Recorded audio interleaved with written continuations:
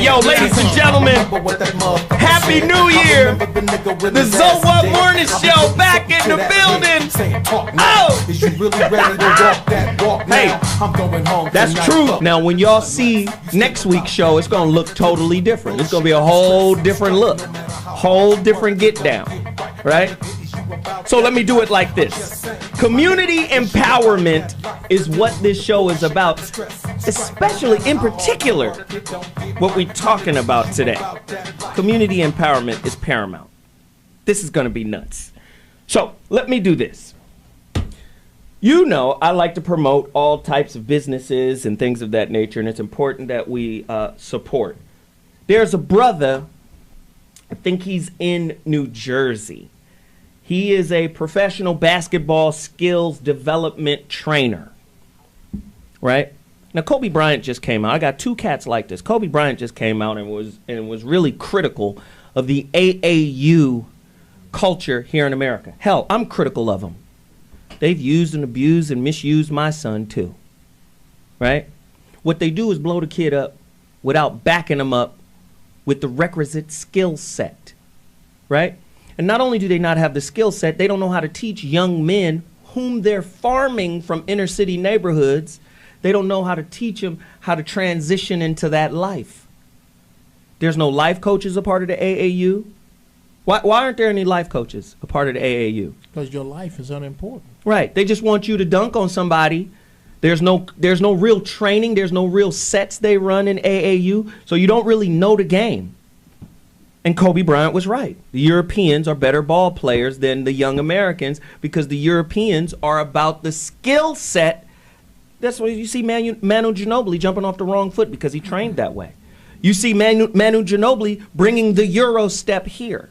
And then Dwayne Wade learning it and mastering it at the NBA level. You see, but who is the European guy at the AAU level teaching the kids how to do the proper Euro step without traveling? Kobe Bryant was right. So this brother, good brother, his name is Jamar Wise. He's one of those guys. I vetted him out myself. He's one of those guys. I want you to go to his website, wisedevelopmentskilltraining.com. wisedevelopmentskilltraining.com. Take your game to the next level. If you got a young kid who is really looking forward to being a ball player, and you're on the East Coast in the New Jersey, Baltimore, New York, D.C. area, this is your guy. Go to that website right now. Similarly, I got another brother. This brother had been following the show since the foxhole. Does the same thing. His son came out here to play against Pepperdine. His son is in his freshman year at Southern Alabama. And the dude reached out to me on Instagram and said, yo, my kid is coming out to play Pepperdine. I want to hook up with you. Well, not only did he hook up with me, we got to gym and he trained my son while he was here. Wow. Right? Good brother. His name is Deshaun Johnson. He is from the Indianapolis area. So if you're in the Midwest and you got a kid, right, that needs the skill training. I seen this dude's work. The other brother, I seen his work too. He's on Instagram. The other brother's Instagram, I got it here somewhere. But just go to the webpage and it'll lead you to all of his other contacts. Same with this brother. I'm about to give you his webpage as well. It's called TrainTopPerformHoops.com. TrainTopPerformHoops.com. His son is a starting guard, Southern Alabama. You know what's crazy? They play against my son next year. His son's a lefty like my son. It was crazy. That was like, it was just a good workout. I mean, the dude's dope. Support. I mean, if you got a kid, put him in there. Make it happen. Also, you see I'm rocking this iciness. I'm rocking more iciness. Look at this. This is a nice little sweater with the the globe on it. Yes. All the continents, man. It's really nice. Oh, the shirt came with it too. It's really nice. These guys are out of New York. They're called and it's really dope to it. Elephant, but it's Elephant, right? Look at their website. Pretty dope. Really nice tailored clothing. They got that classic J. Crew, Ralph Lauren collegiate look. Very high-end stuff, man. They got a lot of celebrities and stuff wearing their things. Go to their website. Check them out, man. They're really, really dope. And I'll be supporting their movement.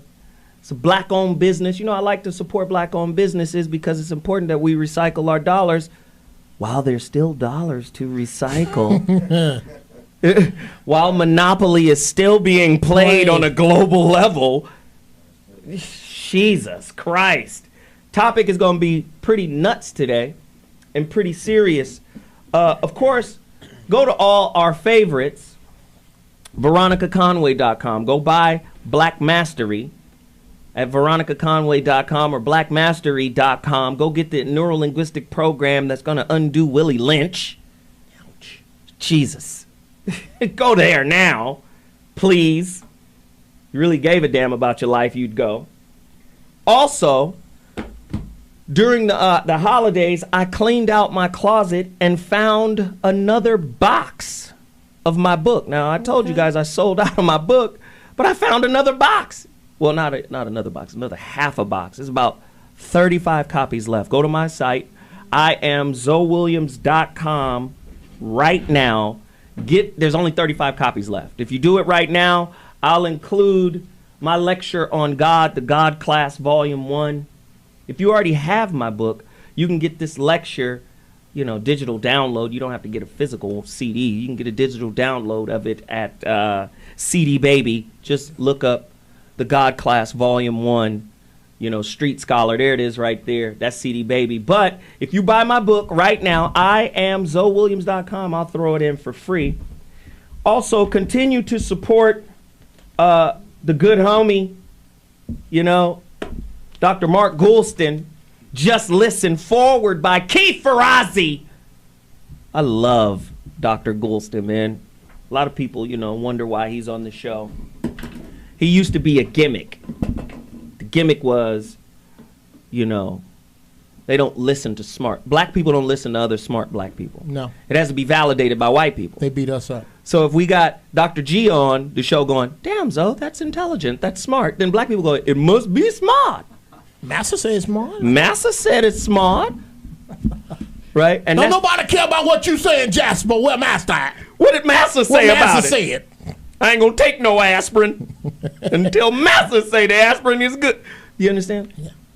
But if you really connect with Dr. G, you'll find that he's deep, intelligent, wise, compassionate, empathetic, all that. Empathetic or pathetic? Empathetic. Both. And not funny. But innovating, devastating, and dope on a single now. Right here, Real Influence. Mark Goulston, his other book. And don't forget, over the summer, or not summer, over the winter vacation, the last show, I asked people, if you want coaching from me, I would give it to you for free, a free consultation. I got over 200 emails, requests. I'm going to do it again.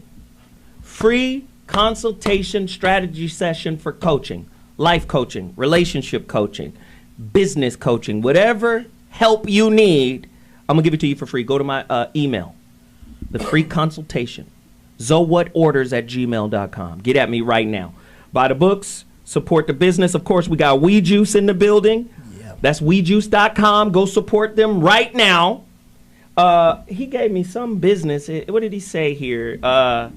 So what, fans, you guys get a 20% discount on the recovery, on the immunity, on the energy. Just go to his website right now and type in, you know, so what. That immunity is ridiculous. Yeah, man. I got dibs on the immunity. Support. Now, we got to go, but when we come back, the topic is going to be absolutely retarded. Support what we're doing. It might not be here forever. See you in a minute. Yeah.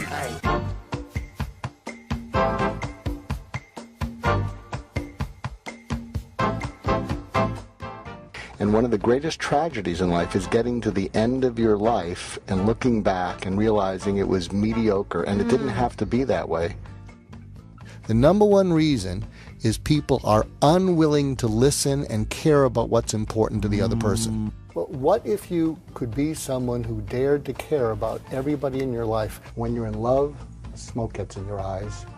But when you're anxious, you talk more than you listen. I asked my wife a month ago, I said, I don't know whether to have an affair or buy a motorcycle. And she said, if you have an affair, I'll kill you. If you get the motorcycle, you'll kill yourself. Go with the bike.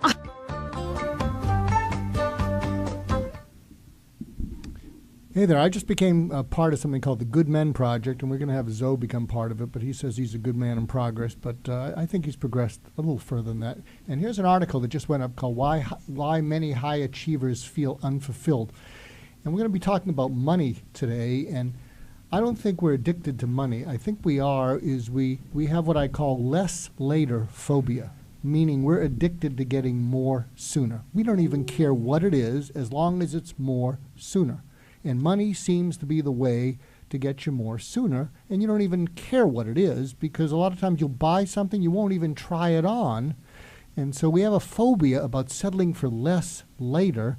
And in that article, why a lot of high achievers don't feel fulfilled, something that I've done a lot of things in my life, and one thing I did was house calls to dying patients at the end of their life, trying to help them find peace of mind. And I saw a couple high achievers who had hospitals named after them, and they were miserable, and it wasn't because they were dying. And I asked one person, why are you so miserable? And it's not because you're dying. What's going on?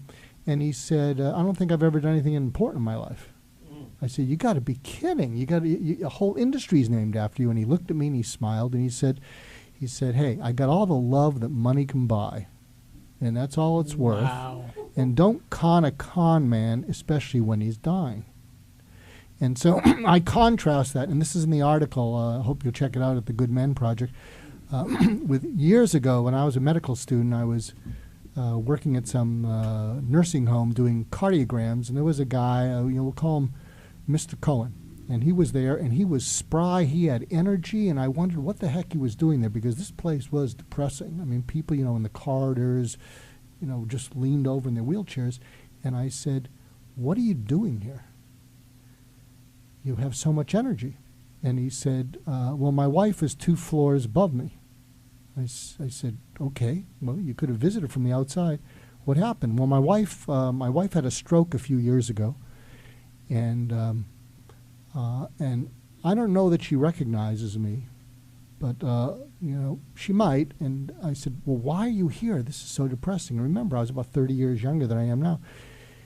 He said, well, I go there every day, and I bathe her, I change her diaper, and I braid her hair, and we both escaped the Russian Revolution, and she saved my life, I saved her life. And I said, but she doesn't even know you. Why are you going? This is so depressing. And then he got angry at me, and he said, look, my kids, grown up, and they've moved on, and they can visit me here. What you don't get is every day I get to give her dignity. And I go there every day, and I give her dignity, whether she knows it or not. And I read my paper, and I am happy. And I said, I still don't get it. And he said to me, maybe someday you will. And I think as I get older, I'm getting it. Was it who had the better life, Mr. Cohen or the multimillionaire who said, I have all the love that money can buy? Figure it out. Wow. And as is commonplace, Dr. G sets up the topic beautifully. Here we go. Today's topic: who's got your greenbacks back? The truth and myth of money. An in-depth look into the real meaning of money. True or false? Money is slavery. 855-878-4652. What is fiat money? A lot of people want to know about fiat money, right? Which sector of the populace receives the most egregious entitlements from the government? The poor or the rich? 855-878-4652. Woo, this is why I'm so sick of these damn classes because you really think you're separated. What happens when deflation, right, steals all of the value from your savings? You just like Skid Row, right? Oh, you not even knowing, huh? You thought Monopoly was real. Well, it's a game with real consequences. I got more question. Has there ever been a fiat currency that has never lost all of its value down to zero?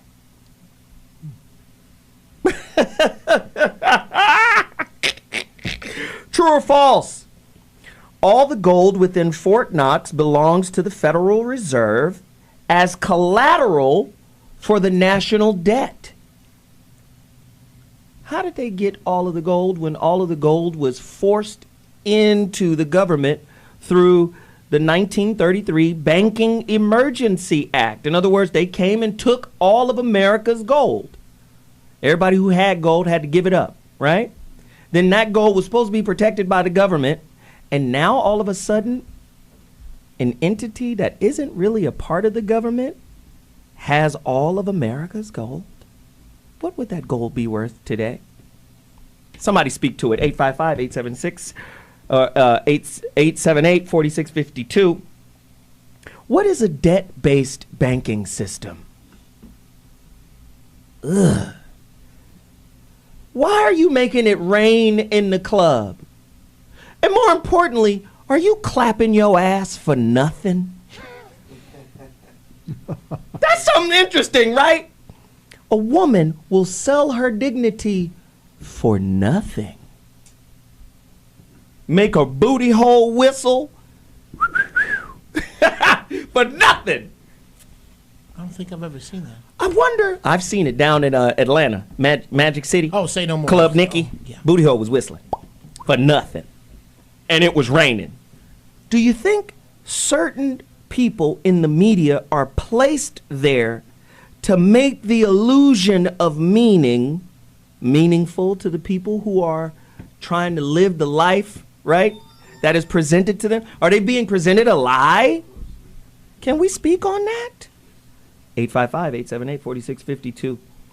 Is the Federal Reserve more powerful than the United States president, Congress, and courts?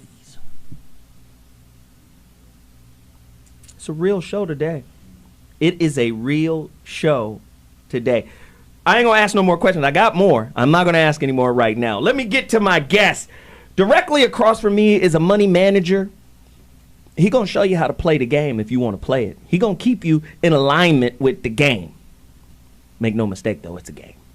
My good friend from Pasadena, Eszylfie Taylor. Tell them where they can find you really quickly. What's your website again? Get it up for him as he says it. So we're at Taylor, INSFIN.com. So Taylor, INSFIN.com. Taylor, hey, this dude is cold-blooded with the financial game. That's why he's here. Next to him, he needs no introduction. He gonna tell you how to get that gold. He showed me how to get it. Tell him your name, website, all of that right now, really quickly. My name is James Martinez, and I'm with JamesMartinezMedia.net. James Martinez with James Media. JamesMartinezMedia.net. JamesMartinezMedia.net. You got to get with him. Right next to him, Bobby G, RealMenDon'tPlay.com. Go get his book right now. Speak to him, Bobby. You already done spoke for me. Happy New Year. There you go, Bobby. I love your style, pimp. Dr. Mark Goulston in the building, Geoff Brown in the building, and my little brother came to join us, Cliff Bates. He's going to speak on this paper, on this bread we talking about. Now, you heard the questions, right? Y'all heard the questions, right? How are we going to deal with this monetary system? Is that the impending crash of the dollar that my man Geoff Brown has been talking about for the longest? How far or close are we to that? Eszylfie?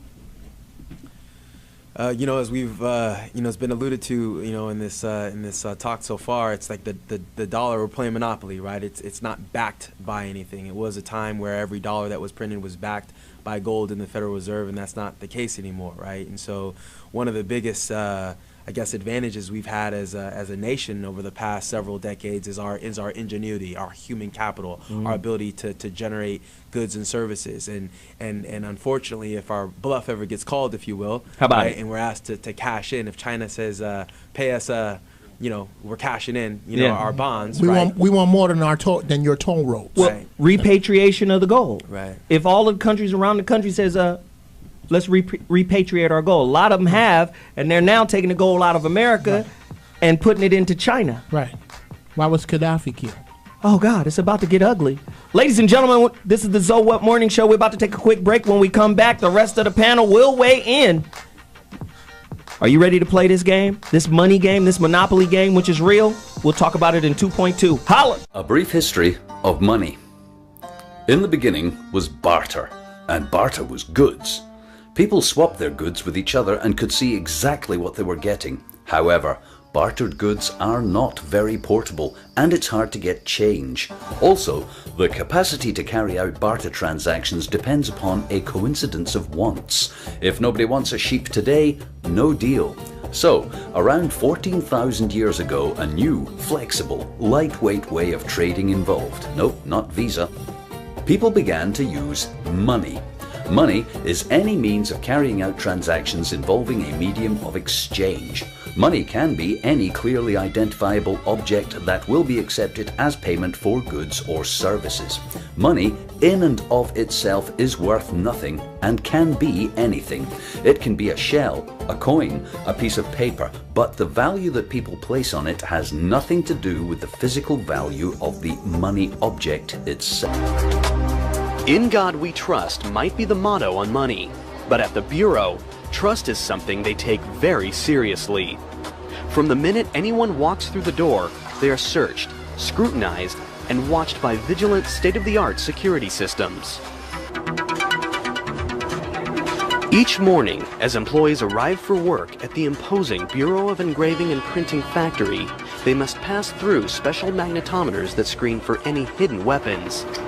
Security is so severe that cameras of any kind are immediately confiscated at the door to prevent would-be counterfeiters from stealing secrets or anything else. Once inside, a complex identification and scanning system tracks employees' movements everywhere they go. Motion detectors and alarms are placed strategically in key locations to prevent unauthorized access. The building is broken up into very specific security zones so that only those who are authorized to be in a specific zone have access to that. Fortunately, he's wrong on both counts. It's not necessary at all. And there is precedent for this type of monetary policy. They tried it in Argentina. They tried it in Weimar Republic, Germany. They're trying it in Zimbabwe right now. I'm holding it in my hand, if you can see it, 100 billion Zimbabwe dollars. And if I spend this money quickly, I might be able to get a pack of chewing gum. The government is leading us down the road of monetary ruin. Nobody's savings are safe now. They're all going to go down the drain because we're going to have massive inflation. Well, it's going to go lower now. There may be a rally coming because right now there's so many bears on the dollar, including me, that usually leads to a rally. But I plan to sell that rally. No, the dollar's in serious trouble. Why? Well, mainly because we have a horrible balance of trade surplus, and we're the largest debtor nation in the world, and we've got a central bank. We got a man running the central bank who wants to drive the dollar down, is driving the dollar down. He's printing money as fast as he can to save his friends on Wall Street. You've got to get out of the dollar, Maria. Yes. It's not going to be a good place to be. A lot of people don't understand what this means. So we have to clarify. What is the difference between, say, currency and money? And why is the dollar losing its value? Can we get into that, James? Sure. The dollar's losing its value because of many different things. One, it was designed to. Two, when you say it was designed to lose its value, what does that mean? Fiat system, it never works. It always fails. Same But thing with the what's car. not discussed, and it's never discussed on television or any media, as far as I know, other than people I know, is the effect of technology on money. And that is never discussed by the banks. It's never even understood, and that's the hypothecation of money, which means when you have computers interfacing with mediums of exchange, you're moving at light speed. When you're moving at light speed, it changes the structure of money. Say more. We need more. So that Yes. means instantaneousness all the time, financially. You go out, he mentioned something really important. Because of the now issue, that's available to do because of light speed communications. And when the banks began structuring, the computers came out, the debt started to be building and building and building because of the hypothecation of debt and light speed communication all over the world. So that's a part of it. But I want to bring this up because you had Aaron Russo in some of the clips there. He's a good friend of mine. Yeah. When I was in radio, I was reporting to him and giving him court documents about how I was beating all the credit card companies and basically proving them that, you know, you didn't loan any money here. Nobody understands your contracts. Nothing. And I beat the banks at hundreds of millions of dollars, and I did it publicly. Because I know the overall plan of the banking system was to take down the United States and to restructure into something new. However, I don't want to take up everybody's situation here, but I have an answer to the global restructuring settlements that came to me via email, because I've been in contact with people that are in charge of it for a long time while I was in radio. One of the biggest whistleblowers that people should look into when they're looking into the money is a gentleman by the name of Christopher Story. He died a couple of years ago. He's probably the biggest whistleblower in the financial community in the world. And his business associate was a gentleman by the name of Michael Cottrell. And Michael Cottrell is handled by a law firm in Pasadena, and he is involved in the global resettlement program, which means what comes after this big mess that we have to deal with. How are we cleaning up this mess? The G8 and the G20 have been meeting to determine what they're going to do. But we haven't been on it, and I can tell you one thing right now, that the decisions that they're making are not sound, because there's other technology that's going to interfere with even gold-backed currencies, like cold fusion. Right. So they haven't thought that through at all. Right. In fact, I'll tell you, and I said I would come here because to give you something that nobody's had, because it's just occurred. I've just returned from South Dakota, where I was invited to meet with the Council of Seven Lights, which is the original Lakota people of the American Indians. And they're changing their banking structure, and they're also, I was asked to come in there and tell them about the cold fusion issue, which has been stuffed down, classified, now it's all public, of about a way to enact power effortlessly, free energy forever, and what that's going to do to the financial world. That's the big story behind the scenes. G8 and G20 and all the restructuring that they're doing, and whether the dollar's going to collapse or not, and if it's backed by gold and all this. This is all coming down now, and at the appropriate time I'll read you the letter that Michael Cottrell was involved with that was written in in 2011, sent to the Swiss Embassy in Washington, D.C., about the global resettlements and why, since 2008, since this entire time, nothing's been fixed. What? Two people went to jail? That's it? Wow. But you look on Drudge Report right now, what Interpol is doing, and all the busts of the sex rings, which are all banking. It's all bank financed and all covered up by, they pay for it. Wow. Wherever there's banking on a very high level, there's always pedophilia and child trafficking. That's it. I hate to tell you that, but that's the truth. That's the ugly, real truth. Wow. So if you look on Drudge right now, this is a response to this letter that I will read at the appropriate time when you want me to. When it was sent to me, because I didn't know I was coming on, I was like, because this just showed up because they spoke to him yesterday. His name is Michael Cottrell. He's involved with the global resettlement situation, which is this, you're hearing and reading about the global reset, the global reset of the currencies. Right. Well, it's easier said than done. Wait, when you have trillions, it's beyond trillions of derivatives, fake debt, which doesn't even exist, but they're saying it does exist, and you have to pay us because we own everything, we own all the guns, we own everything, and you're going to do what we say because we're the Rothschilds. Let me just say this, because that's so heavy. Listen, the global reset of the currency, just the concept of that alone, the global reset of the currency is a heavy concept to kind of swallow. Think of it this way, and we always use this analogy. If the world is sick, what are black people? We got AIDS. We got AIDS. The world got the world got a cold, right? So I look at us and I see the rat race we're on, that we run. Did you know that the most valuable currency any community has is organization? and recycling of their own resources. This is why everyone in the world is in Africa, reaping the resources out of Africa. And what they do is, because Africans and the governments are so disorganized there, right? They come in under the guise of aid. Aid turns into debt.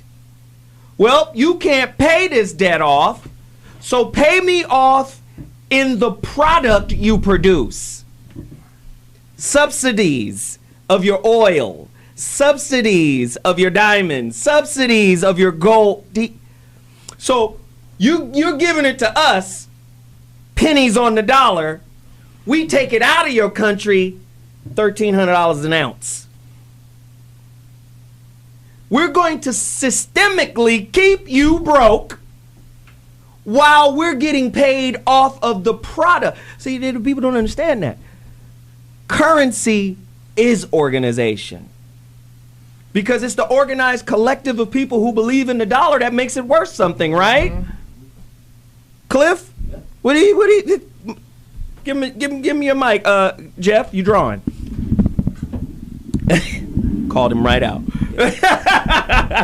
Well, I mean, when you talk about currency, banking. Banking is basically where my flow is.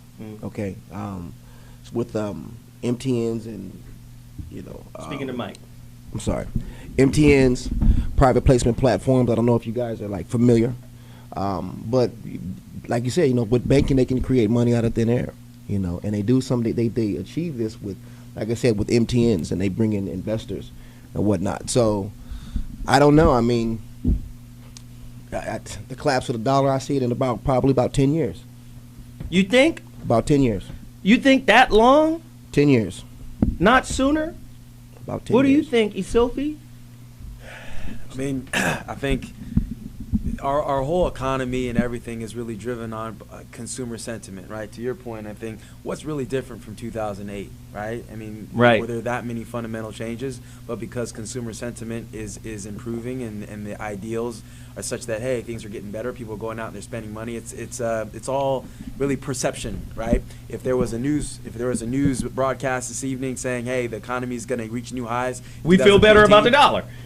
People are going to feel better about the dollar. The stock market's going to go up. Right. People say, "Oh well, goodness, I think the market's going to crash. The economy, job reports are poor. What's going to happen in the market? It's going to go down." So, right. At the end of the day, something's worth as much as someone will pay for it, right? Yes. Geoff, here's what just pops right out at me is, as we speak of going to a global currency, the concept of a collapsing dollar is a global problem.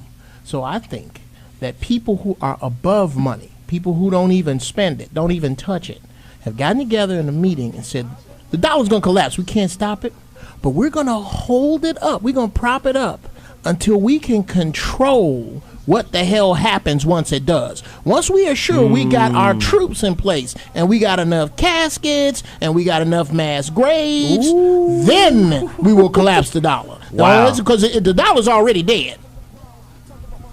Bobby? Yeah. They can call it the dollar, holler, follow, or whatever. It's still going to come down to perception. And right about now, China is emerging. We've talked about that on previous shows. And what it comes down to is the real resources are the natural resources. And the sun and the wind is going to play in what becomes valuable and not becomes valuable. Yeah. The way we produce food. The core necessities of life will always govern what's valuable. So we can call it the dollar, or we can call it the yen, or whatever.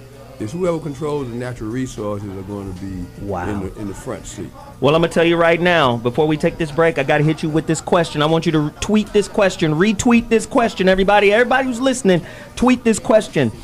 Did or does the monetary system replace God and the slave master? A lot of people need to understand that. Is money the new slave master? The pursuit of it. If money is debt, are we not indebted when we take on more money, more debt? What happens if we pay down our national debt? If every dollar is born out of debt through a loan, if we pay down the debt, do we not destroy the dollar? Wow. Something to think about. We'll be back in 2.2 seconds. Holla in a second. According to some, it's about protecting civilians. We must not tolerate this regime using military force against its own people. Others say it's about oil. The only reason they're interested with Libya is about the oil. You think we'd be in Iraq if the major export there was broccoli? But some are convinced intervention in Libya is all about currency, specifically Gaddafi's plan to introduce the gold dinar, a single African currency made from gold, a true sharing of the wealth. It's one of these things that you have to plan almost in secret, because as soon as you say you're going to change over from the dollar to something else, you're going to be targeted. There were two conferences on this. One in 96 and another one in the year 2000, called the World Mataba Conference, organized by Gaddafi. And everybody was interested, and I think most countries in Africa were keen. Gaddafi didn't give up. In the months leading up to the military intervention, he called on African and Muslim nations to join together to create this new currency that would rival the dollar and euro. They would sell oil and other resources around the world only for gold dinars. It's an idea that would shift the economic balance of the world. Countries' wealth would depend on how much gold they have, not how many dollars they trade. And Libya has 144 tons of gold.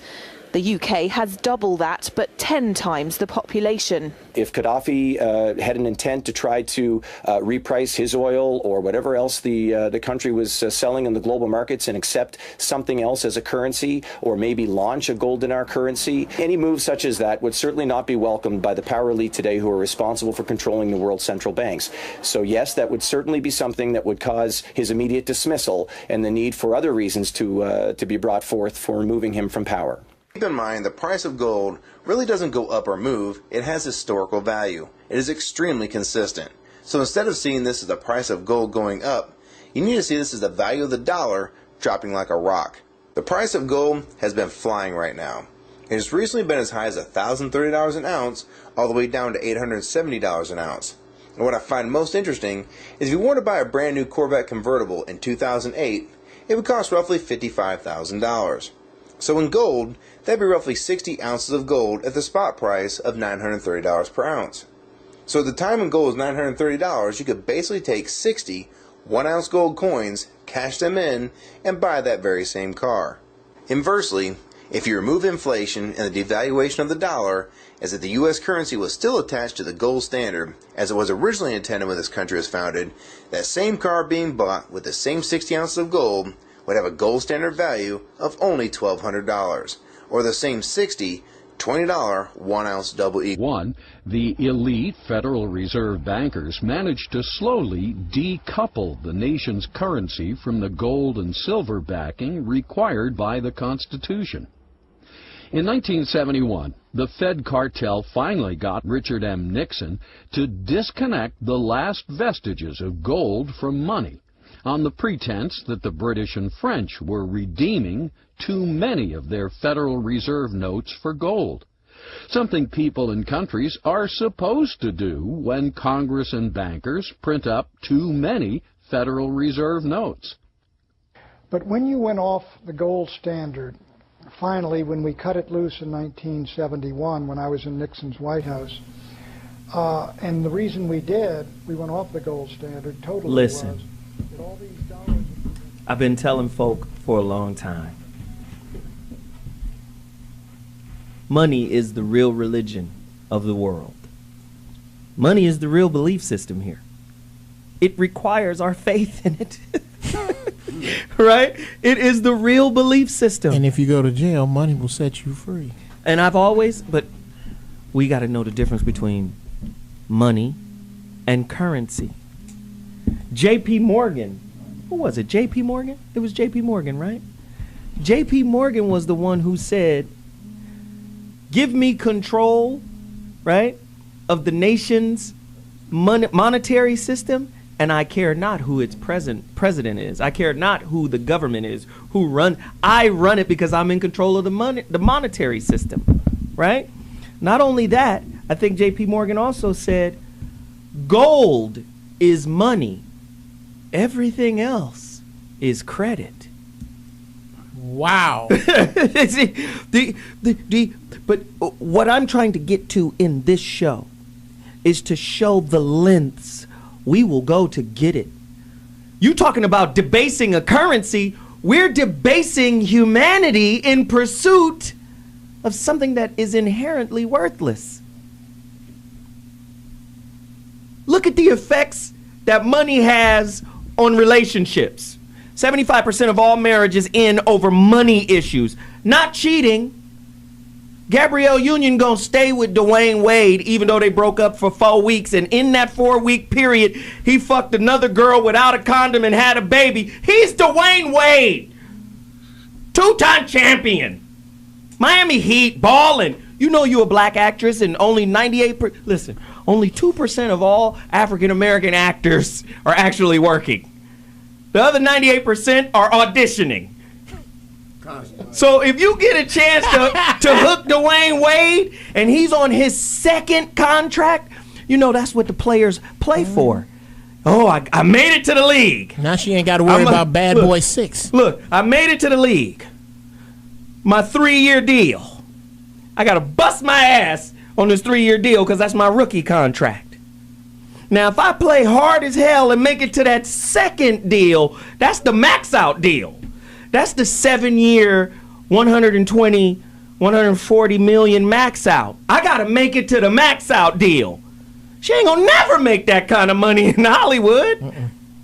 Angela Bassett ain't got that kind of money. So I'm gonna keep him, and cheating is okay. Because what am I gonna do? What role am I? When was the last time I was in a major TV show or movie or whatever? Look at the impact that something that is inherently worthless has on the development. You remember Dr. G when we had the show last year when we talked about don't date your coping mechanism. Money's impact causes you to cope with shit that you wouldn't normally cope with, especially if you don't have it. Money's impact will make you leave someone who is good for you because they don't have something that is inherently meaningless. It's the disease of witchcraft. Speak to us, man. Talk to us, everybody. I call that the disease of witchcraft. Wow. All those elements. Listen, we got somebody on the line right now. Miles from Illinois, speak to us. The phone lines are open, 855-878-4652. Miles, speak to us. Hey, how you doing, Zoe? I'm calling in. I wanted to ask on a question. I seen you was playing a clip about Muammar Gaddafi, and I wanted to know, okay, if I understand some of my information probably be twisted or distorted, if you can just clarify that for me. I wanted to know I'm under the assumption that Gaddafi was about to change the dollar and make it as worthless as it already is. But I was watching Fahrenheit 9/11, and when the attacks on the World Trade Center, I could see that a whole lot of companies that actually run America actually benefited off that. And then a lot of the people that President Bush at the time appointed to take control over Afghanistan and Iraq were allies with the people in that company. So how can the dollar actually be, drained if, we're the largest in weapon manufacturing? Miles, going after that money. Miles, let me help you out with this. The American dollar is the global standard for currency. Every country have dollars in circulation in their country. You can buy and sell stuff with dollars all over the world. It is the global currency. Now, in 2008, it almost lost that designation because of the crash and then the bailouts. Remember this. Our money is created from loans, which is a debt. Now, let me explain this. When I was in the music industry as an A&R person, I saw the hustle that happens to artists. This is the trickery that goes on with finances.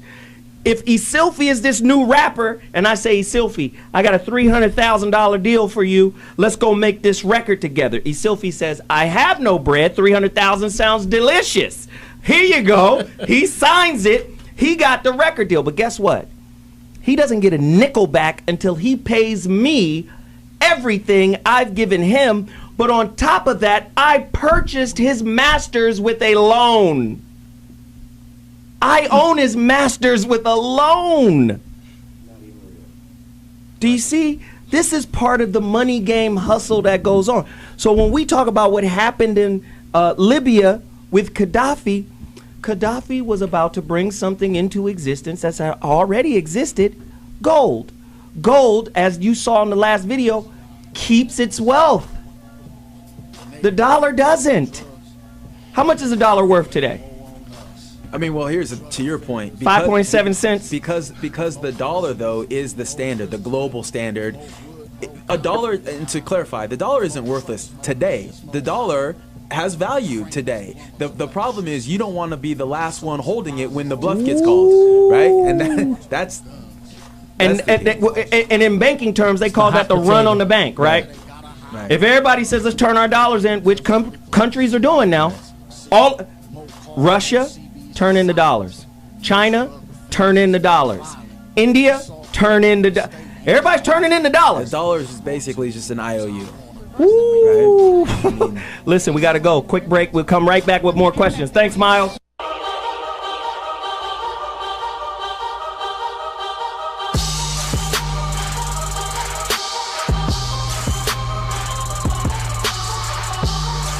Oh my God, how he has a rap career is beyond me. I don't get it. And he takes his shirt off. Oh my God, he looks like 50 pounds of chewed Tootsie Rolls with his... All right. Now, you are in white fashion. You know white boys always leave the house like they finna help somebody move. Enlist and defend the horrible hoes. There are some horrible people. And what you need to do is start policing your own.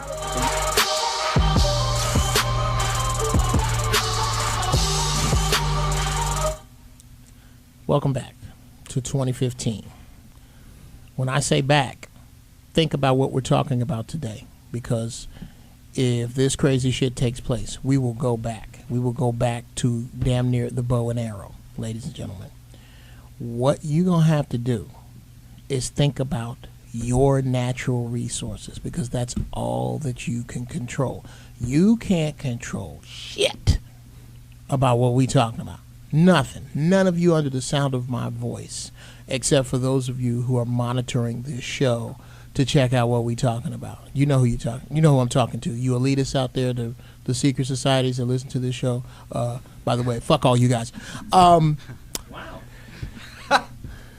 And at this point, as we speak, black people, the only natural resources that you own are Earth, Wind, and Fire albums. You really need to get your shit together. Get your bartering together. Start your plan for when the rest of the world abandons the dollar. Sisters, those of you who measured brothers by the cars they drive, what will you measure your man by when the dollar collapses? Black men, black rappers, stop taking pictures with worthless paper. Footnote: people with real money never take pictures next to it. That's enough. I'm done. That was a quick one, but it hit hard. It hit hard. Yeah. In the words of my Uncle James, you ain't got to fuck all night if your dick long. Oh. Listen. Whatever happened to the Amero? Is the Amero the next global currency? Does anybody even know what the Amero is? I thought that was a car from Chrysler. Hey, what about bit currency? Has anybody ever heard of the Bitcoin?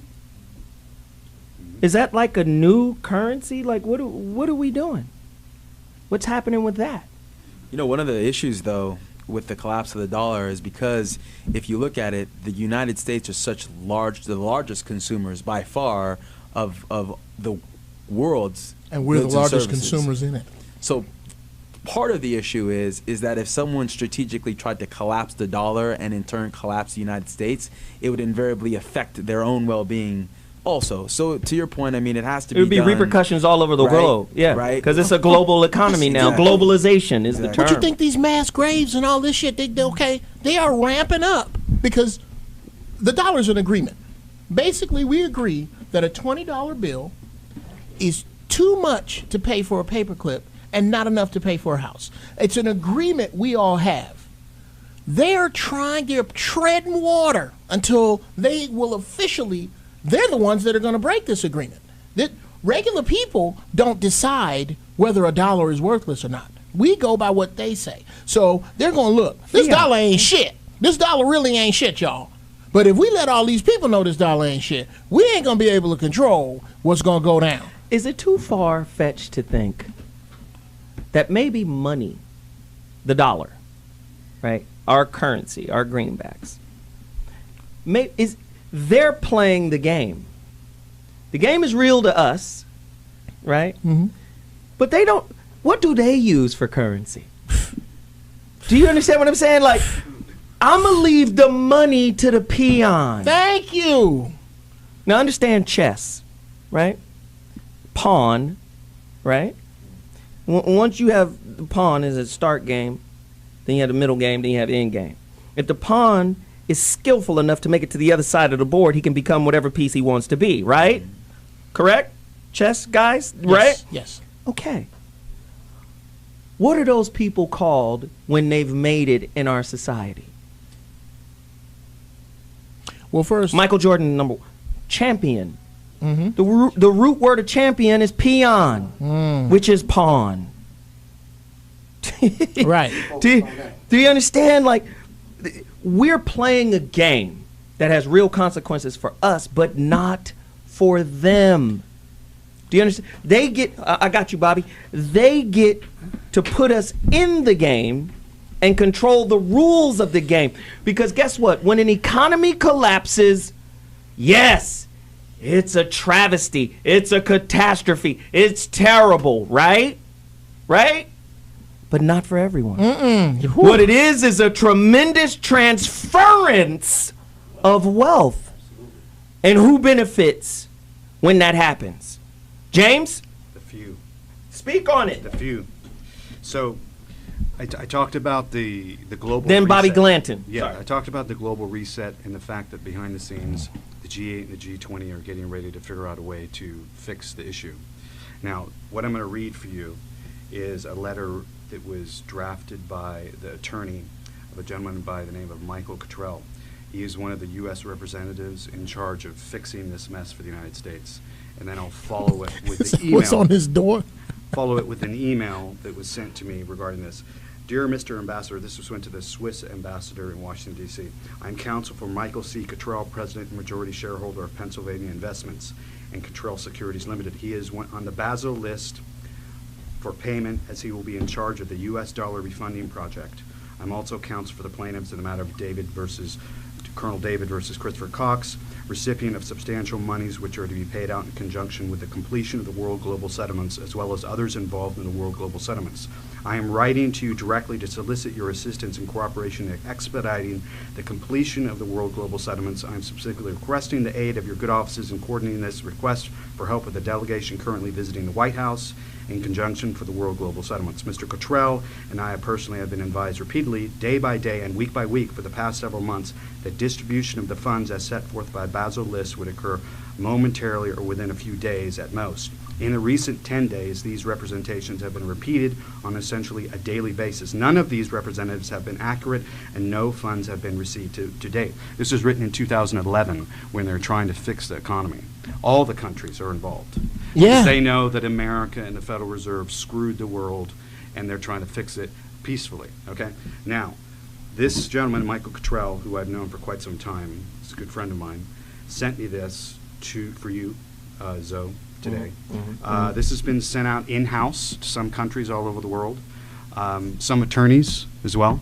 It says the following: James, I had my attorney send out this last weekend. It caused more than a few arrests among the rats. He's referring to Interpol arresting people associated with international bank finance and fraud. Please distribute this as widely as possible. This is an affidavit, so that means it can be used in court, and he can be used, everything is an affidavit, is a statement of truth in court, so he means what he says and says what he means. I, Michael C. Cottrell, BAMS, do hereby swear and affirm the following facts. Now this is, what he's responding to is why this mess has not been cleaned up, even though all the agreements have been passed behind the scenes and nothing's been done. Number one, that this is the 24th Christmas and my family have had to endure the torture of the Bush-Clinton Federal Reserve cabal rat gang, with all the mental and physical attributes of forced economic deprivation due to the theft of my name, passport, and signatures, and corporate authorities for Pennsylvania investments. Number two, that the effective loss of the operational authorities of Delmar Timber Trust and the above referenced companies were stolen by a group that under the direct or indirect control of the G.H.W. Bush Sr., AC 2001, and the Continental Bank of Illinois, Richard B. Cheney, George W. Bush, Barack Obama, and Neil Bush, Jeb Bush, Jefferson Clinton and Hillary Clinton, Secretary of Treasury, Paul O'Neill, Secretary Henry Paulson, and Secretary of Treasury Levy. That written notes were submitted for redress to the White House, the United States Treasury, and Her Majesty Queen Elizabeth II, and to His Royal Highness the Duke of Edinburgh, to no avail.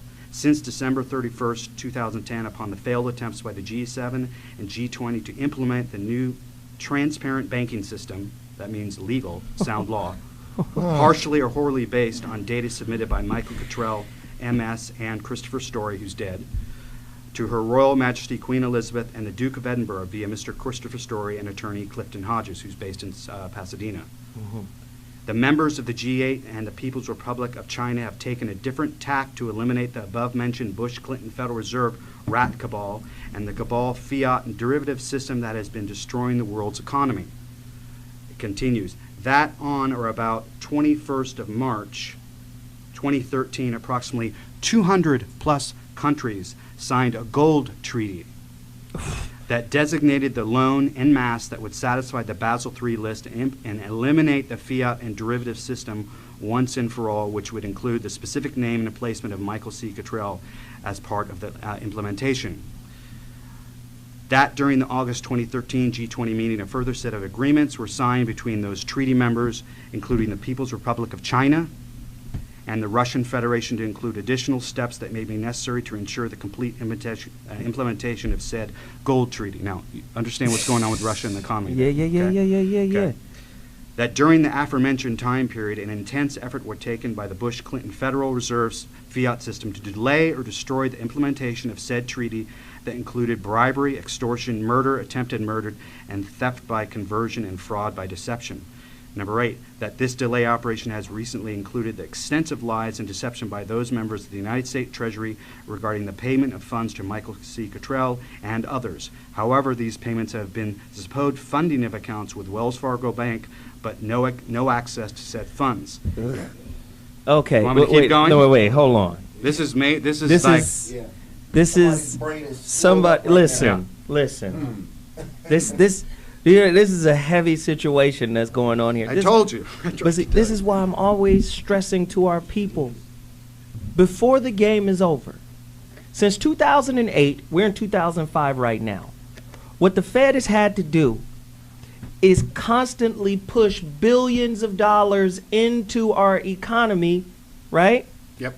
That's called inflation, because the more money in circulation, the less the dollar is worth, right? Right. Right?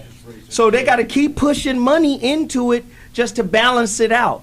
Right. But in 2015, they're going to cut back. So when you stop creating money, what happens? Deflation. Yep. And when deflation happens, what happens to your savings? They're going to do bail-ins. So it makes no sense to save money. Bail-ins. In a way, you got to keep buying and being a consumer in order to keep the economy happening. The biggest thing, though, is diversifying your portfolio, so not having all your money in cash. But so now, whoa. Yeah. But see, here's my issue with That's that. good, You're Eszylfie. talking about doing something else with something else fake. It's what it sounds No, like. no. Again, diversification can be equities, stocks, bonds, mutual funds, real estate, Real hard estate. assets. Okay, hard right? assets. Business interest. But again, silver, right? That's Gold. commodities, right? Yeah. And so there's a variety of ways. But again, money is worth something today. If I said give me all the money in your pocket, you wouldn't want to give it to me. It's worth something today, right? We're just trying to prepare for When it what's isn't. Is your paycheck worth the time you spent to earn it? We'll be back to deal with that question. So what morning? Oh, holla! And you already know the vast majority of the pictures were of black residents of Jacksonville. There were white families there, certainly, and I'm not trying to say that it doesn't happen among the white community. Of course it does. But I'll never forget a mom interrupted the detective. She said, "Excuse me, I have a question." He said, "Yes, ma'am." She said, "I know you don't know who killed my daughter, but I have a more important question." He said, "What is that?" She said, "When you picked my daughter's body up off the side of the road," she said, "How did you do it?" He said, "What do you mean, how did I do it?" She said, "Well, did you pick her up? And did you set her on the gurney? And did you zip her up in the bag? And did you slide her in the back of the van? And did you shut the doors gently?" She said, "Or did you just pick her up, slam her down, zip her up, and put it in?" She says, "I want to know how you treated my daughter's body when you picked it up off the ground." She said, "Did you treat it like you would treat a white man's daughter?" That's a very interesting question. As though a mother doesn't have enough to deal with, she also has to wonder that when the people working the crime did it, did they work it as somebody's personal, precious life was solved? Or is it just another dead black kid on the street? Another mother popped up. She said, "Yeah, I know you don't have the answer to who killed my son." He says, "Ma'am, you know I would call you if I had it. I want to call you." She said, "I know I don't need a phone call." She said, "But I do need to know that you pay attention to it. And I do need to know that my son's death matters." And here's why. Because she sees the files on her desk and on his desk in her mind. And she sees the stacks in her mind of dead black kids. And she sees the stacks of little white kids. And she just wants to make sure that in the common thing that happens all the time, that her son's life is just as precious as everyone else's. Black murder is normal. I mean, when I talk about it, none of you are really shocked. The most you can say is, "Well, I didn't know it was that bad," which brings up the real question about palatability. Are we comfortable with it being like this? Are we comfortable? I'm 41 years old. Are we comfortable with living in a nation where this goes on? Well, if we're not comfortable, if we're not okay, are we appalled and outraged? And when I say we, I mean we. Are we appalled and outraged?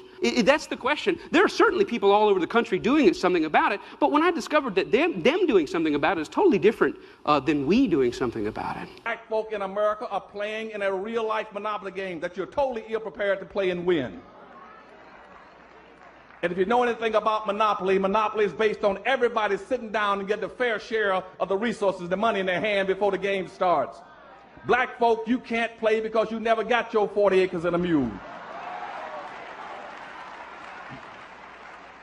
You're sitting and playing a game that you're not going to win. And if you know anything about monopoly, the primary principles that go around the board and take the money that you have and buy land and buy the best land around the board. And if you can't buy land, then you buy businesses like electric company, the railroad, and the water company.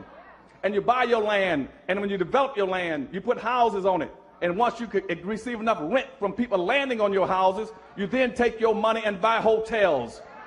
And then after you buy the hotels, you sit there and wait for all the rest to come around and land on your property and bring some wealth and power home to you. And see, my people have been playing real-life monopoly with no money, going around the board hoping the world that they can land on free park and income tax and charity.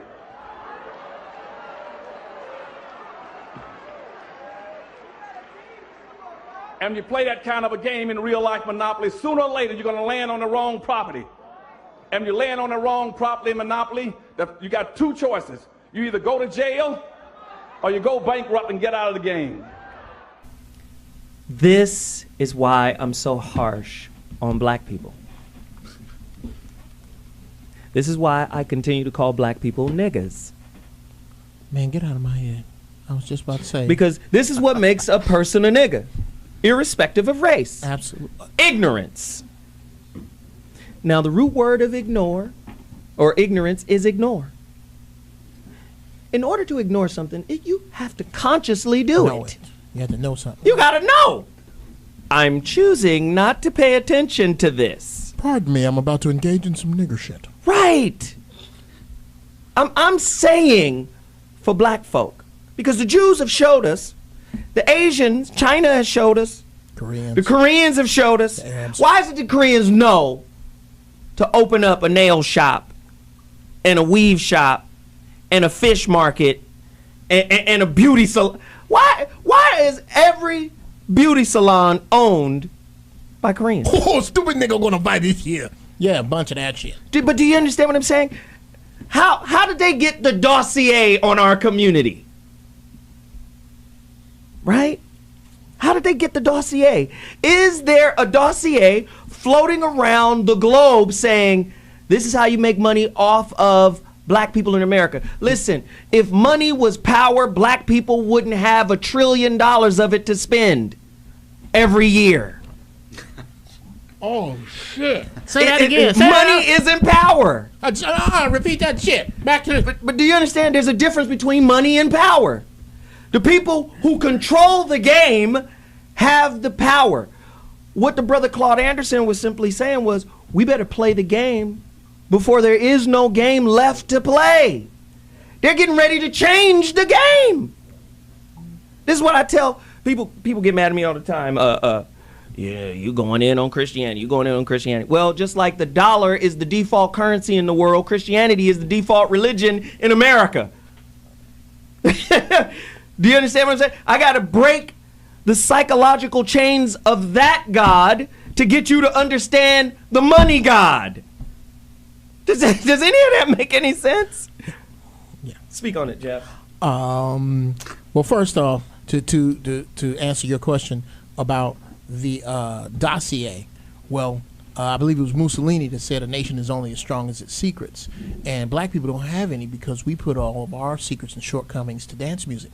Then we sell it. So there's nothing about being black that everybody don't know. It's shit about being Jewish that if you ain't Jewish, you don't know shit about. Yeah, you just don't know. You just don't know. You just don't know. You don't know. There is everything. Why do you think white people get nervous? Like, when I give you the pound, they go, oh shit, what are they doing? We need to know that. They're communicating. And we turn right around and go, see, this is what this means. We got to cut that shit out. Bobby.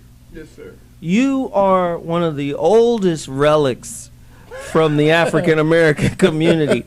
And in saying that, yes, he has a wealth of wisdom. Yeah. Bobby, what do you think are the top 3 reasons we just refuse to cooperate? Because in my opinion, cooperation and organization is the only currency we have. Why have we lost that? Bobby is old. He valeted the horses at the Last Supper. Damn. Jesus, give me your sandals.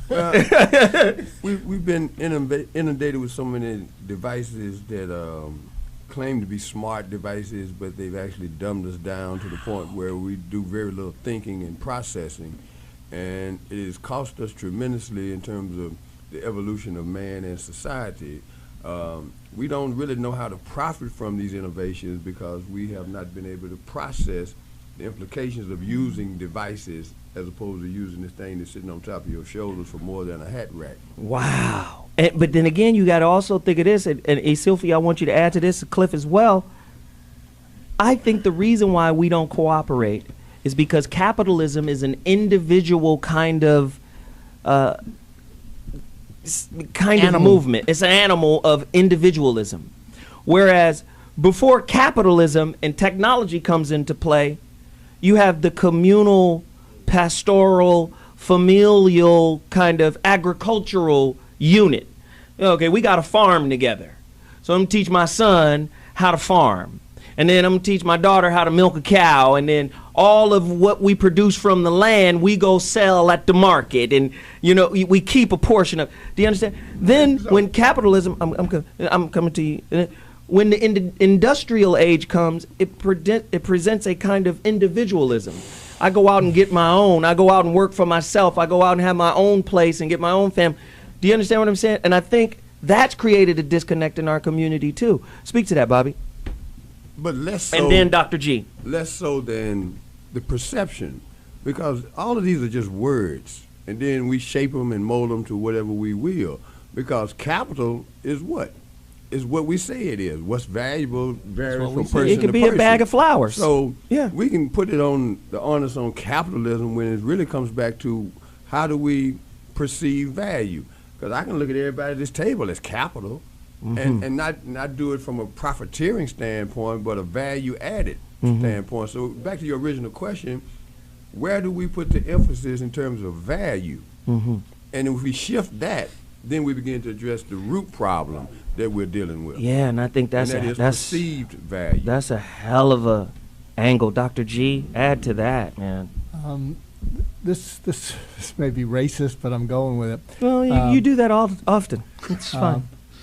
Do you think part of the problem in the black community? You can say our community. Your community. You can say that. Is that you have trouble respecting, trusting, and having confidence in the opinions of your fellow black people? Oh, okay, yeah, that's not racist. And do you think part of that is this feeling? Because if I were to ask some of the black people I know, why is that? A number of them would say, because I'm always feeling like they're hustling me. Can I answer that? So is any of that true? Let me tell you why. Let me tell you why. Anybody who disagrees, call me right now. 855-878-4652. We can't trust another subordinate. You've always been massa since we've been here. So we come to you.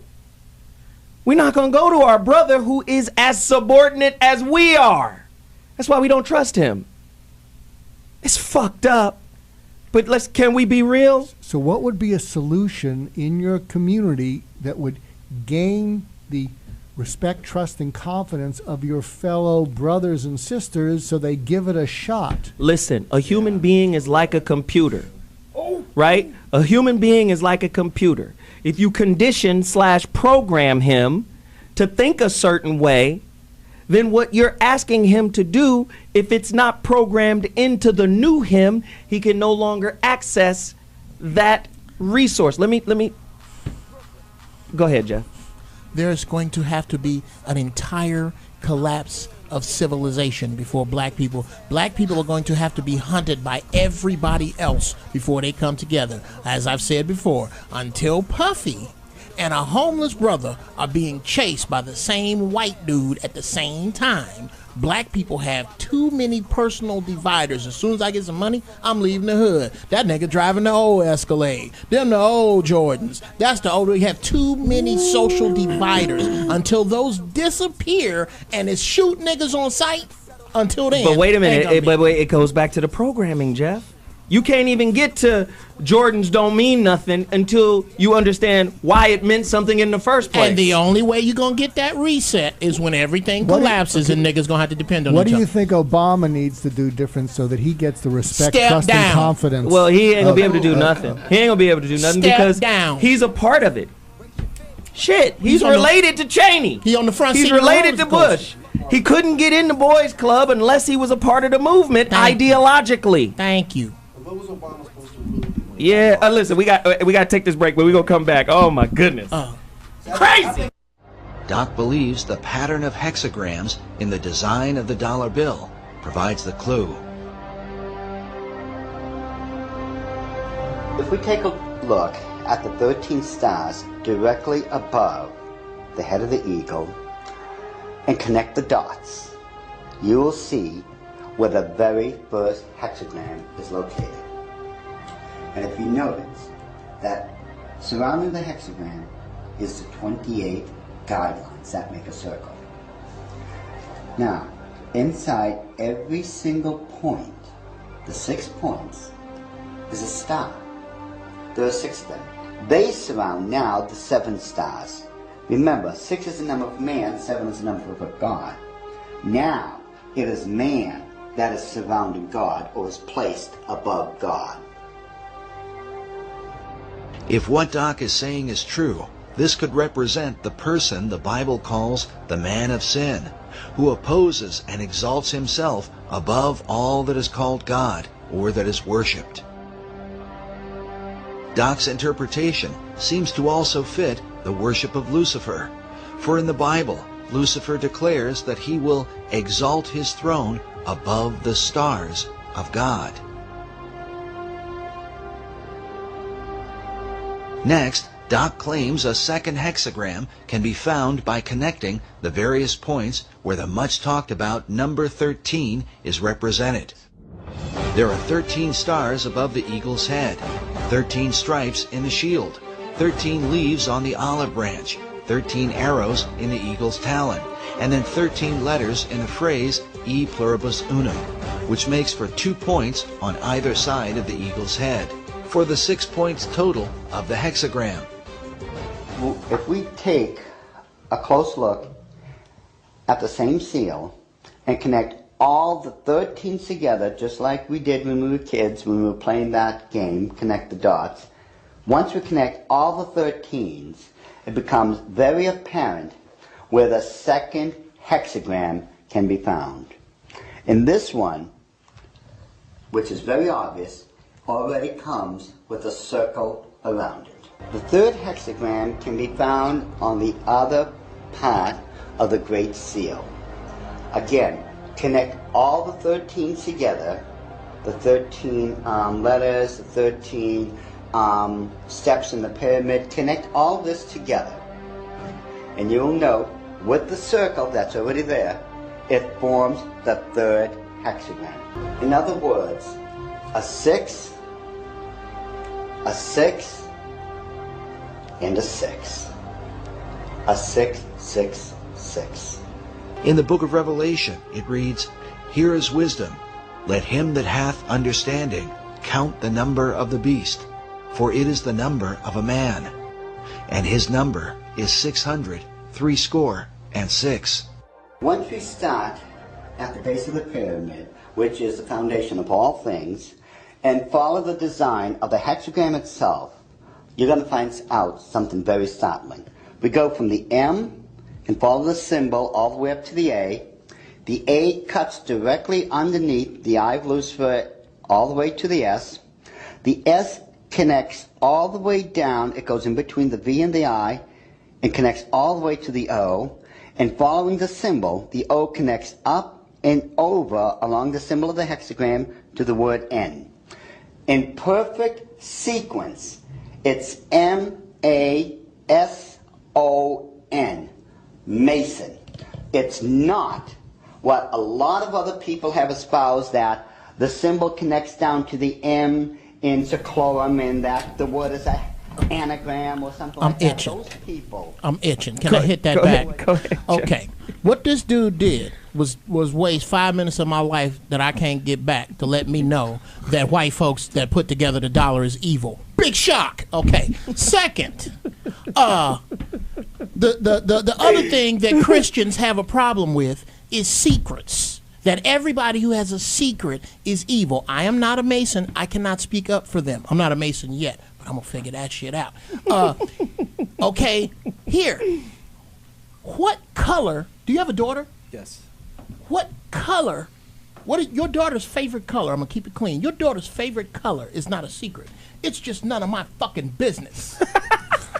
Okay? There are a lot of things that if you are not a member of a club, it ain't your fucking business. The number 13, for the last time, dumbass black Christians, I don't care what white people think, no diss. The number 13 is not evil. Okay? The number 13 is powerful. My cigarette lighter is powerful. It lights my weed. But if I disrespect it, it'll burn down my fucking house. So all of this shit, and then if you look at where you get, you know what? I can bend the dollar. I can bend the dollar to look like Trina the baddest bitch if I really want to. It's not what you bend it into. It's what you let people pull over your fucking eyes. And when the dude started quoting the Bible, which was put together by some other evil motherfuckers, that's where I got lost. Right. That's fine, Jeff. Okay. Thank you. We really appreciate it. It's a secret. This is 13. The 12 disciples, one Christ. 12 jurors, one judge. It's the 13's every fucking where. Right. It's everywhere. It's not evil. Dr. G? No, I think it was a waste of time. I'd like to get, if you, that really bothers me that you can't get the trust, respect, and confidence in your community, and I would like people to weigh in how to make it happen. I'd like to hear solutions. I think, I tend to be more of an optimist and a pessimist, I guess, and I think just to the same way we're in this position because of conditioning. To Zoe's point, it's the same. You have to recondition the other way, right? I'm a big believer of nurture over nature, right? Who's born racist? Who's born? I think we're all given innate gifts and things as when we come out of the womb, but we're taught to be a certain way, right? And so I don't just subscribe to you being trustworthy or untrustworthy because you're black or because you're white or because you're Asian or Hispanic. I trust you because I've dealt with you and I've had a positive experience. Right. Or I'll distrust you because I've dealt with you and I had a negative experience. I can't say because I've dealt with this guy and he's black, all black people don't do good business, or because I've dealt with this guy and he's white, oh, then all white people must be good. I mean, that is an excellent point. And I'll tell you why it's an excellent point. I've always said, because of the gestalt that black people see the world through, right, here in America, because of the umwelt that we see the world, the shades we're wearing, how we perceive the world, that it prevents us from even being human with each other. He just said something very, very powerful. I like you because I had a positive experience with you, right? And that's why I kick it with you. Or I don't like you because I've had a negative experience with you. Well, guess what? To have positive and negative experiences with one another is part and parcel of being human. It's par for the course.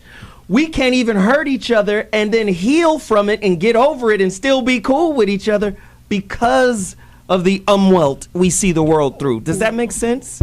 But I'm curious. I just want to say, how much time are we going to take to heal? That's the issue I have with black First people. off, like, no, but that's not just it's black people, that's been people. 400 plus years, but I'm just saying, black people, at what point do you just get on your own damn horse and kick up your own saddles? I'm tired of hearing it. But I'm going to go back to Bobby and then Doc. But let me ask Doc this one quick question. Do all Jews like each other? No, hell no. But y'all stay connected. Yeah, you can't fuck with one Jew. You can't fuck with one Jew. You fuck with them all. They stay connected. They don't even like each other, but they stay connected. Okay, no, but part of what you've been saying over the months, and it's true, it's that they didn't have their identity smashed. So when they came here, they had an identity to go back to, but to Cliff's point, because so we came from that and our identity was smashed, but are we going to keep using it as an excuse? Okay. Just like the Jews used the Holocaust, let's just keep that in mind. The Jews used the Holocaust. Your trauma is your calling card. I got a question for But yes, sir. The Jews used their calling card, right, as an empowering calling card. Black people use our trauma as a disempowering calling card. Whoa. Speak to that. Okay. And this is kind of bring what y'all was in, because I vehemently, I love you, but I vehemently disagree with you. Vehemently? Vehemently. Do you actively not, as a people, do Jews actively not teach young Jewish children about the Holocaust? Yes. No. So they don't? They actively don't? They say you mean nothing. they don't? No. They say nothing. They actually teach. Do they tell young Jewish children to get over it? No. Do they tell them that if they are underachievers that they are resting on the Holocaust? They don't do that, right? Right. You're disrespecting the Holocaust because their history. No, one of the big fears, rightly or wrongly, is that in the next 5 or 10 years, all the people who survived the Holocaust will be dead. Will be dead. And Right. so the idea, the fear is amongst the older people is it'll be lost, and this was a significant part of our history. And what will happen then? And also, people are marrying multiculturally, and what will happen? But there's a big fundamental difference, though, you got to recognize, too, is that you have to think, okay, before the Holocaust, there were Jewish people in positions of prominence and wealth. Before slavery, I mean, again, if you take people in Africa, it's like they were wealthy in their own right, but that was having cattle and villages, and the sense of wealth wasn't monetary. No. Timbuktu. Nubia. Egypt.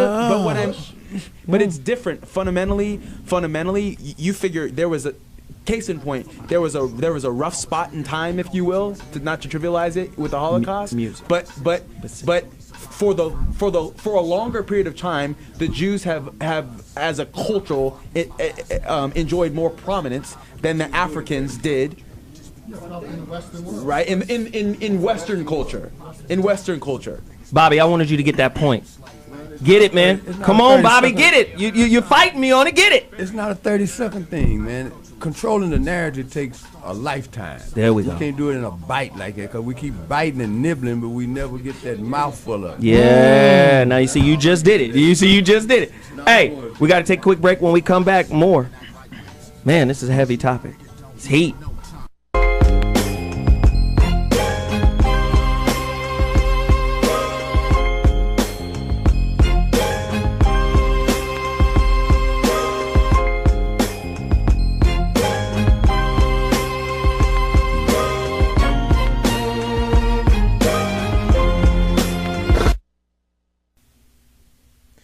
first final thought of 2015. And again, we want to pose questions. We want to rattle cages. We want people to ask difficult questions just so they can start thinking outside of the box, right? I believe we are participatory people. And being a participatory person is not necessarily cooperating. It's give me something to participate in, right? And then I get something out of it. So at a certain level, you don't see a bigger picture because you've been conditioned to behave a certain way, right? You've followed a certain path that has a certain outcome, right? And then you wake up and it's like Dr. G said, you followed everything you were supposed to do or everything that was prescribed for you to do. You followed that path and you've achieved or attained something, and you think, okay, this is what I was supposed to do, and then you wake up and you find that you're not fulfilled because you were operating or participating at a certain level, right? It's a nightmare to me to wake up and be like, I'm at a level within life. I'm on a plateau of life. I don't have the freedom to do what I want to do, really, right? It's all within parameters, right? You get the Black's Law Dictionary, 4th edition, you look up the word freedom. It means unconditional freedom, free to do whatever you want to do. You can't be free while at the same time in debt. If your money is based on debt, then how can you be free? It's oxymoronic, yes? Yes? Right? So with that said, I struggle with it because I'm like, I'm free as long as I do what I'm told. To me, money is the new slavery. Slavery to me has never ended. Somebody said money can never be destroyed. It can only change hands. Money is like the first law of thermodynamics. Energy can never be destroyed. It can only transform. Same with money. The money lenders, the money masters, they are the ones who orchestrate booms and crashes. And whenever there's a boom and a crash, somebody's benefiting from it because they're playing at a level. This is what I tell the Christian folk. I say, you playing a game you don't even know the rules to. Most people who go to work are playing a game they don't even know the rules to. I'm not trying to say don't work. I'm not trying to say don't take care of your kids. Look how everything is interlocking. Money is debt. What is the best way to get you into debt? Family, marriage, mortgage, car payments, insurance, education. That locks you in. When you got that kind of responsibility and it's tied to love, your ass gonna go to work. Work and the word worship come from the same word. You worship the 1%. The thing that you have that's worth the most is your time. You use your time through work to get a bio-survival ticket. Now, at the end of the day, you participating on a certain level, not knowing that the rest of the world is colluding to turn in those bio-survival tickets because we don't like your government. We don't like your currency no more. It's not worth what it used to be. It's not backed by gold. Repatriation. You don't know anything about this going on. And you were the one who followed the path, who did everything that was right. You got the nest egg that turns out to be worth nothing later. Because the people you confided in and believed in and trusted in, right? Just like religion. The government, your legislation, your senators, governors, they're intermediaries between you and the government, right? Just like Jesus is an intermediary between you and God. In God we trust him, the image of white folk. God is white. The image of money, money's God is white. Do you understand? We're participating on a level that we just don't understand. I'm always urging people, That's why I try to have these conversations. Go find some gold. Just like my man Eszylfie was saying, if you making money, diversify your portfolio. You better be liquid, because when it crashes and you don't have something to transfer that money into, right? You holding, like you said, don't be the last one holding it. I got $200,000, and that's worth a pack of now laters today. So you and the family, you guys are gonna have now laters for dinner, and then I don't know what else. We can get through it. I mean, it happened with the pound, right? Exactly. Before, and again, obviously now, you know, and England is still around, right? Exactly. And viable, so you can make it through. So this is what I'm saying for our community. To me, cooperation is currency.